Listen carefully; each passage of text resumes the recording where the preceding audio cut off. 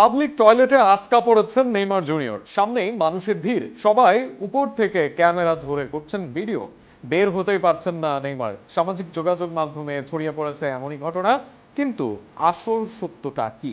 সত্যি কি ঘটেছে এমন কিছু, নাকি ছড়ানো হয়েছে ভিন্ন কিছু? তা নিয়ে থাকছে প্রতিদিন।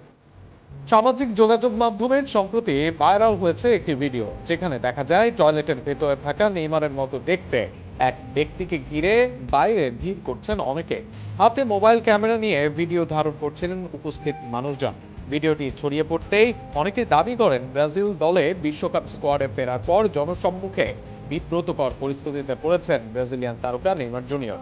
ভাইরাল হওয়া ভিডিওটি মূলত আইগন অলিভেইরাই নিজের সামাজিক যোগাযোগ মাধ্যমে পোস্ট করেছিলেন। পরে বিষয়টি পরিষ্কার হলে বোঝা যায় পুরো ঘটনাটির সঙ্গে আসল নেইমারের কোনো সম্পর্ক নেই।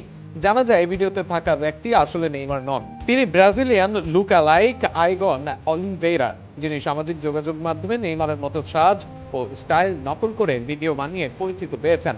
তার চেহারার সঙ্গে নেইমারের মিল এতটাই বেশি যে অনেকে প্রথমে বিভ্রান্ত হয়ে পড়েন। তবুও ভিডিওটি নিয়ে সামাজিক যোগাযোগ মাধ্যমে চলছে আলোচনা। অনেকে অবাক হয়েছেন নেইমারের সঙ্গে ওই ব্যক্তির চেহারার অসাধারণ মিল দেখে। আবার কেউ কেউ ভিডিও ধারণকারীদের আচরণ নিয়েও সমালোচনা করেছেন।